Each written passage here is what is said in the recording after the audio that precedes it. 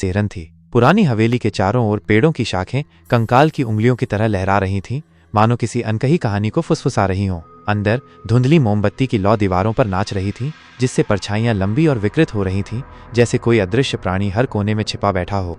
अचानक एक तीखी चीख हवा को चीरती हुई शांत रात में गूंज उठी। ये चीख इतनी दर्दनाक और भयावह थी कि किसी के भी रोंगटे खड़े कर दे। हवेली के अंदर दो युवक आर्यन और करण डर से कांप रहे थे। उनकी आंखें फैली हुई थीं और उनके चेहरों पर पीलापन छाया हुआ था। यह क्या था? करण ने फुसफुसाते हुए कहा। उसकी आवाज मुश्किल से सुनाई दे रही थी। आर्यन, जो आमतौर पर अधिक साहसी था, भी बुरी तरह से डरा हुआ था। मुझे नहीं पता, लेकिन ये अच्छा नहीं लग रहा। कुछ घंटे पहले वे दोनों एक पुरानी किंवदंती के आकर्षण में खींचे चले आए थे। कहा जाता था कि इस हवेली में एक दुष्ट आत्मा का वास है, जो पूर्णिमा की रात को जागती है और अपने शिकार की तलाश करती है। उन्होंने इसे एक मूर्खतापूर्ण कहानी माना था, एक रोमांचक अनुभव के लिए एक बहाना। लेकिन अब उस चीख के बाद उन्हें लग रहा था कि उन्होंने एक भयानक गलती कर दी है।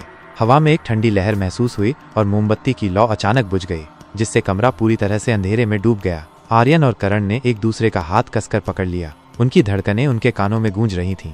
मोमबत्ती, मुझे मोमबत्ती ढूंढनी होगी, आर्यन ने लड़खड़ाती आवाज में कहा। जैसे ही उसने अपना हाथ बढ़ाया, उसकी उंगलियां किसी ठंडी और चिपचिपी चीज से टकरा गईं। वो झटके से पीछे हट गया। एक दबी हुई चीख उसके गले में अटक गई। क्या हुआ? करण ने घबराकर पूछा। मुझे कुछ अजीब लगा, आर्यन ने कहा। उसकी आवाज अभी भी कांप रही थी। ये बहुत ठंडा था और इससे पहले कि वो अपनी बात पूरी कर पाता, एक धीमी घिसटने वाली आवाज अंधेरे में सुनाई दी। यह आवाज धीरे धीरे उनकी ओर बढ़ रही थी और हर गुजरते पल के साथ उनकी दहशत बढ़ती जा रही थी। कौन है? आर्यन ने चिल्लाने की कोशिश की, लेकिन उसकी आवाज में सिर्फ एक कमजोर फुसफुसाहट निकली। कोई जवाब नहीं आया, सिर्फ वो भयानक घिसटने की आवाज जो अब उनके बिल्कुल करीब आ गई थी। करण ने अपनी आंखें बंद कर लीं और आर्यन ने अपनी मुट्ठियां भींच लीं, किसी अज्ञात खतरे का सामना करने के लिए तैयार होने की कोशिश कर रहा था। अचानक एक ठंडी हवा का झोंका कमरे से गुजरा और एक भयानक बदबू उनकी नाक में घुसी। सड़ी हुई मांस और कब्र की मिट्टी की दुर्गंध। आर्यन और करण दोनों को उल्टी आने जैसा महसूस हुआ। फिर अंधेरे में उन्होंने दो चमकती हुई आंखें देखीं। वे आंखें लाल रंग की थीं और उनमें एक भयानक अमानवीय बुद्धि झलक रही थी। वे धीरे धीरे उनकी ओर बढ़ रही थीं और उन आंखों में छिपी हुई क्रूरता आर्यन और करण की हड्डियों तक को जमा देने के लिए काफी थी। भागो, आर्यन चिल्लाया और दोनों अंधेरे में लड़खड़ाते हुए पीछे हटे। वे कमरे से बाहर निकले और गलियारे में भागने लगे। हवेली अंदर से और भी भयानक लग रही थी। लंबी परछाइयां दीवारों पर भूतिया आकृतियां बना रही थीं। हर कदम पर उन्हें लग रहा था कि कोई अदृश्य हाथ उन्हें पकड़ लेगा और खींच लेगा।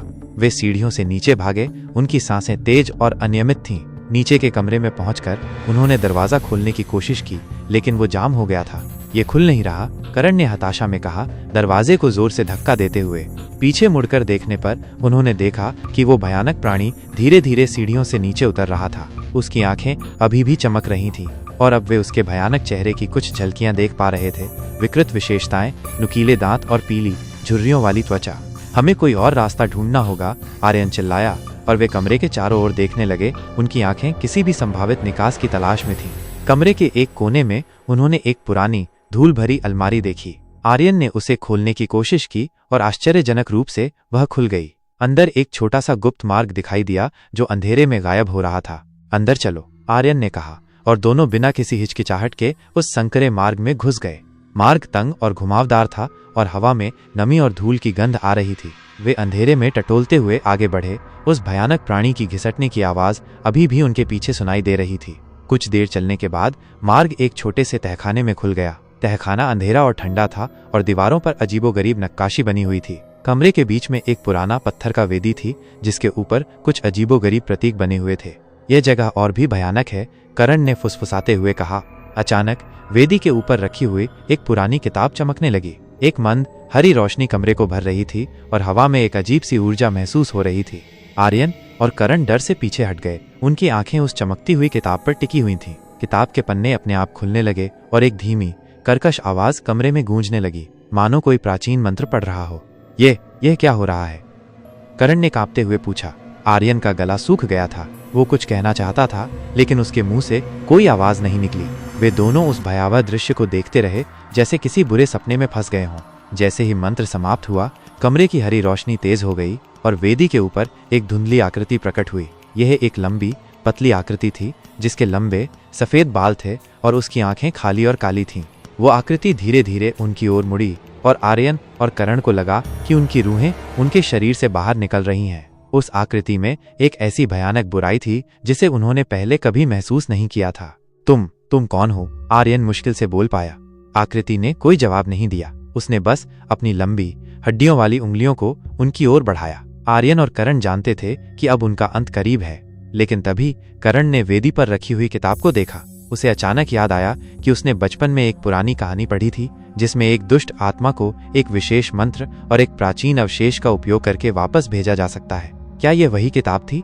और क्या वेदी पर कोई अवशेष रखा हुआ था? तेजी से देखते हुए करण ने वेदी के किनारे पर एक छोटा सा चांदी का लॉकेट देखा। ये जटिल नक्काशी से सजा हुआ था और इसमें एक अजीब सी चमक थी।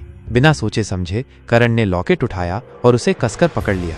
फिर उसने उस मंत्र को याद करने की कोशिश की जो उसने बचपन में सुना था। उसके दिमाग में धुंधली यादें तैर रही थीं, प्राचीन शब्द और लय जो अब उसे अपनी जान बचाने का एकमात्र तरीका लग रहे थे।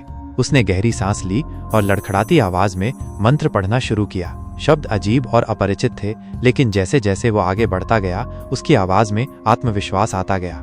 कमरे की हरी रोशनी और तेज हो गई और वो धुंधली आकृति दर्द से कराहने लगी। उसकी खाली आंखें क्रोध और पीड़ा से भर गईं।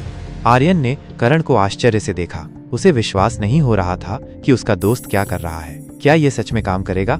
जैसे ही करण ने मंत्र का अंतिम शब्द कहा, चांदी का लॉकेट तेज रोशनी से चमक उठा। एक शक्तिशाली ऊर्जा की लहर कमरे से गुजरी और वो धुंधली आकृति एक भयानक चीख के साथ गायब हो गई, जैसे कि वो कभी वहां थी ही नहीं। कमरे की हरी रोशनी धीरे धीरे फीकी पड़ गई और अंत में सब कुछ शांत हो गया। मोमबत्ती की बुझी हुई लौ से हल्का धुआं उठ रहा था और हवा में अभी भी उस भयानक बदबू की हल्की सी गंध मौजूद थी। आर्यन और करण दोनों हाँफ रहे थे। उनके शरीर पसीने से तर थे।